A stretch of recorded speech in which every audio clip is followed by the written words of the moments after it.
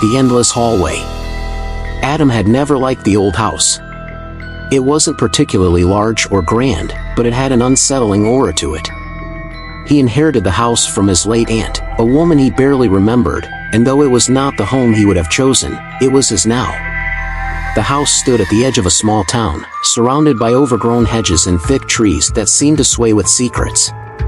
The kind of place that had too many dark corners and long, winding hallways.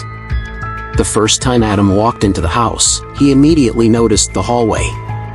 It stretched out in front of him, far longer than any hallway should be in a house of that size.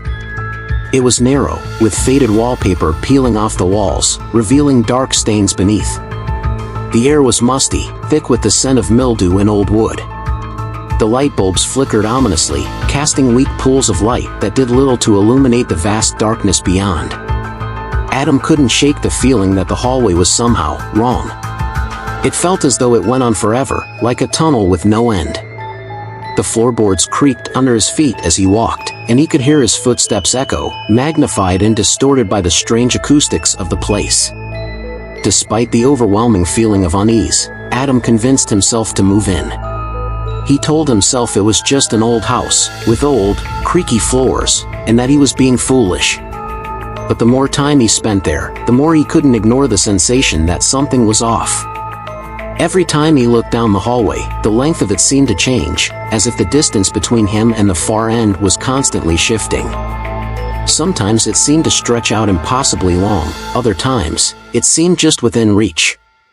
The house was quiet, too quiet. No matter how many rooms he explored, no matter how many doors he opened, the hallway was always there, waiting. It was as if the hallway was the heart of the house, the one place that would not let him escape. The first night he stayed, he woke up suddenly, the sound of footsteps echoing down the hallway. It was 2 a.m., and the house was still. But the footsteps were real, slow and deliberate, heavy boots clomping against the wooden floor. Adam's breath caught in his throat. He lay still in bed, eyes wide open, listening to the sound grow nearer. The footsteps stopped just outside his bedroom door. He held his breath, trying not to make a sound. He could hear the faint creak of the floorboards as if someone, or something, was standing just on the other side of the door. Then, after what felt like an eternity, the footsteps resumed, retreating back down the hallway. Adam couldn't understand it. There was no one else in the house. He had checked every room, locked every door. Yet, someone had walked down that hallway, and it had felt so real, so close. The next day, Adam decided to confront the hallway. He took a deep breath and stepped into the narrow corridor. The air felt colder than before, as though the hallway itself were alive, breathing, watching him. He began walking, his footsteps echoing in the emptiness, but as he walked, he noticed something strange. No matter how far he went, the hallway never seemed to end. The walls closed in around him, and the floor stretched out farther than it should have.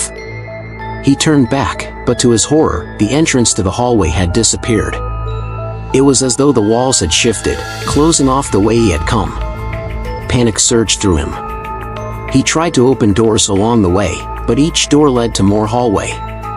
The farther he went, the more claustrophobic the space became. He had lost track of time, and his pulse raced as he began to feel an overwhelming sense of being trapped. His mind started to play tricks on him. Shadows flickered along the walls, moving in ways that didn't make sense.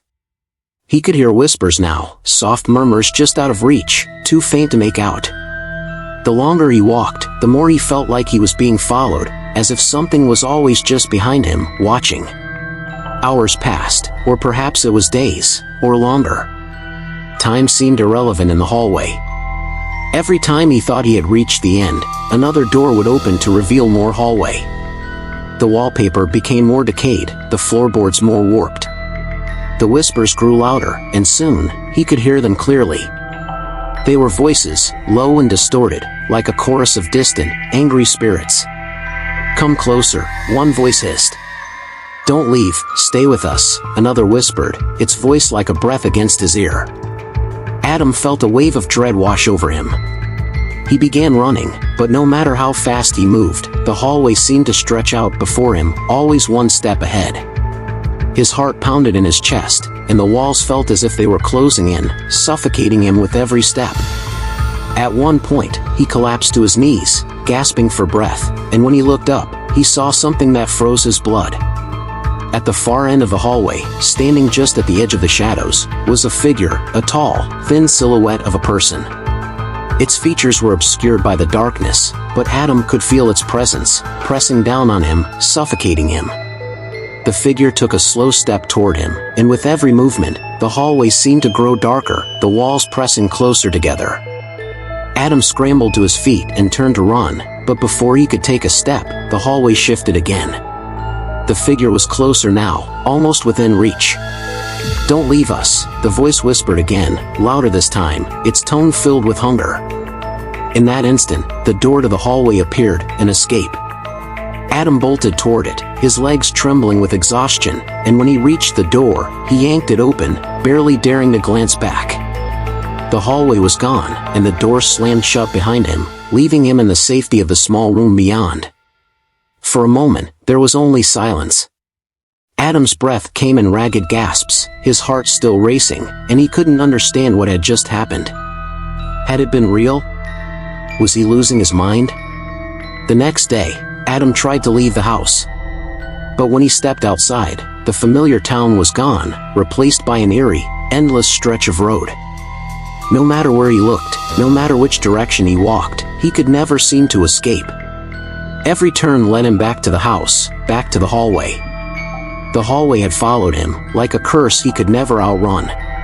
And now, no matter where he went, no matter how far he traveled, the hallway was always there, waiting for him to return.